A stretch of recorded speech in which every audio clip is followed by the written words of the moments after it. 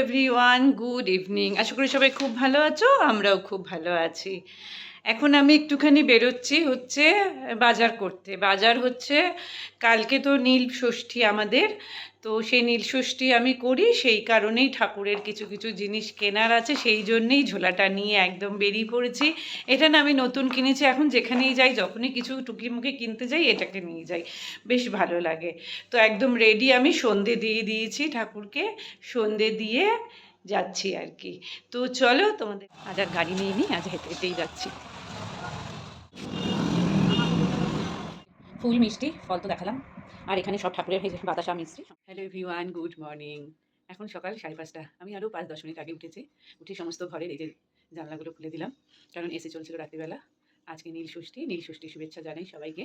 তো এখন হচ্ছে আগে বিছানাগুলো তুলে নেবো, পরিষ্কার করে নেবো, তারপরে ঘরটা একটু ঝাড়ু দিয়ে দেবো, কারণ আজকে আমি কাকিমাকে আসতে বারণ করে দিয়েছি, মানে উনি উপোস করেছেন বলে। আর তারপরে স্নান করে ধরো আধ ঘন্টার মধ্যে ঘরের সমস্ত কাজ কমপ্লিট করে ফেলেছি। চলো একবার তো এই ঘরের একদম বিছানা তোলা হয়ে গেছে, আর বাইরে এত সুন্দর হাওয়া দিচ্ছে না, ফ্যানগুলোকে চালিয়ে দিয়েছি, ঘরটা পুছেছি তো সেই কারণে।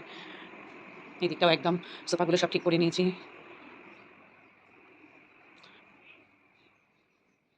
এখনো ভেজা ভেজা রয়েছে।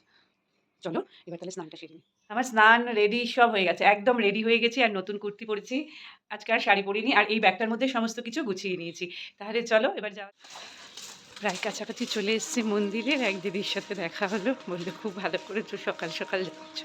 আর এত ভালো লাগছে না, অতটা রোদ ওঠেনি, অন্যদিন রোদ ওঠে।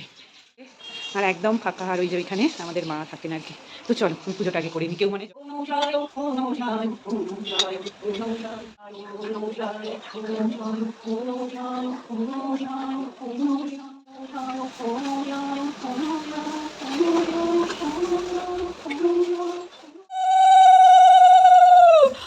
জল ঢালার পরেই আমি মা শীতলাকে আর মা কালীকে পুজো দিয়ে নিই।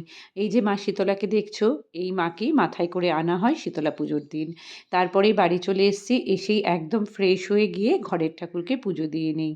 তারপরে চলে গেলাম কিচেনে, এই যে নিজের জন্য 1 কাপ চা বানিয়ে নিলাম। এটা হচ্ছে আমার এনার্জি ড্রিঙ্ক, কারণ তারপরেই আমাকে যেতে হবে কিচেনে লাঞ্চ বানাবার জন্য। আমি কিন্তু বন্ধুরা সবার মতন উপোস করে থাকতে পারি না বেশিক্ষণ, সেই কারণেই আমি সকালবেলা চলে যাই জল ঢালতে।